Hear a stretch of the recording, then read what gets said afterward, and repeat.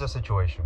The truck only has issues starting after a fill up. So currently this is a cold start. We'll go ahead and start her up. So should be no issues. The check light engine is just because of the catalytic, which I need to replace, but other than that, truck starts fine. That'll come up to temperature, so we'll drive it to the gas station and show you what it does. Alright, so we've made it to the gas station, and so just kind of show you, we'll turn off the truck, turn it back on, no issues.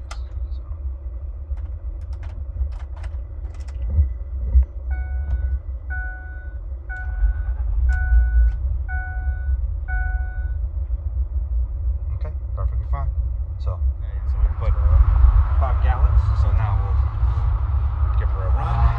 I'll show you.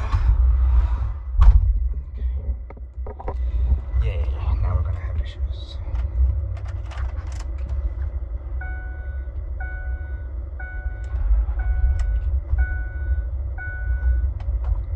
And there it goes. It's dead. I'll try again.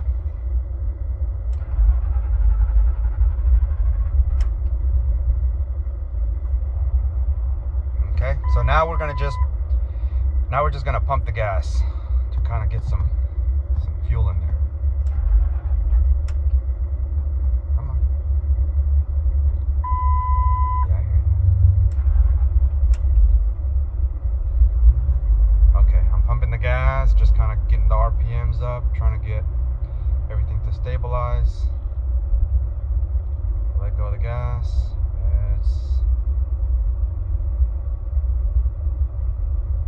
Okay, so now we're good, and that's the situation.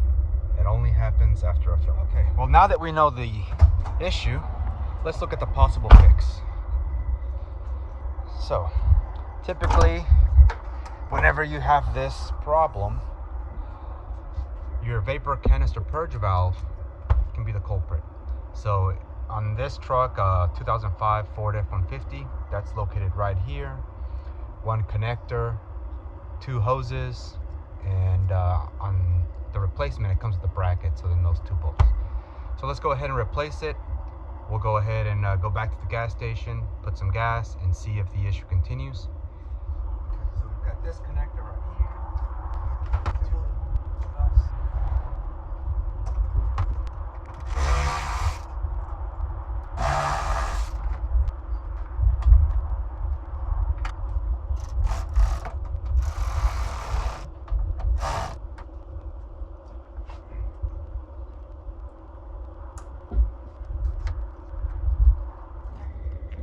Okay, we've installed a new purge valve, so we'll head back to the gas station, give her another fill up, and see if the issue continues. So we shouldn't have any issues starting up right now. Okay, so let's head out. All right, so exact same setup, 5 gallons. So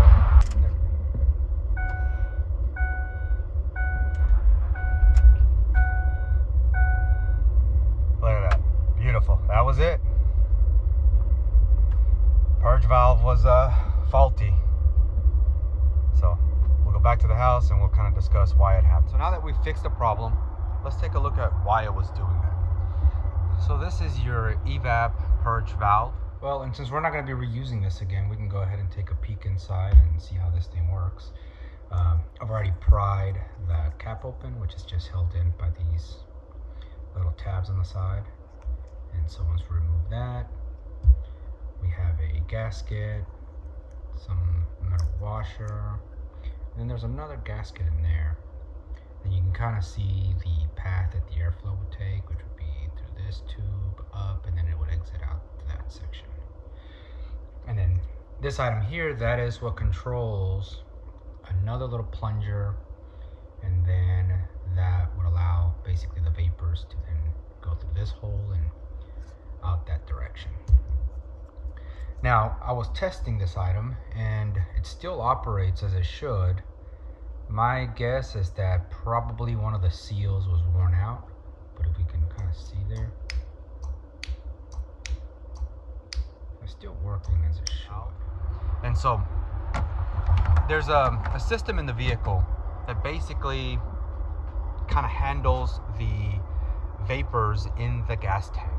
So there's two routes that those vapors take. One of them is in the truck, in this truck in particular, there is a canister way back over here.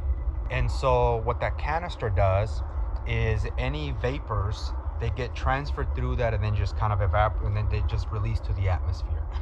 There's another one that is connected to this hose, and that comes through here. So when the vehicle is running, at some point this valve opens and allows the gases to go through here and to get burnt into the engine. So they just get burnt into the engine, right? Well, if it's stuck open, what you're gonna have is that the vapors, especially when you're filling up, you're filling that volume with liquid, and those vapors get pushed out.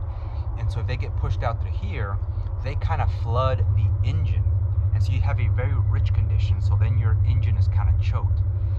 And what you would see when I would press on the gas pedal to kind of get it going is you're kind of mixing up the fuel ratios again of air and everything, so kind of stabilizing stuff in there. And then the engine, once it gets all that situated, then it runs perfectly fine.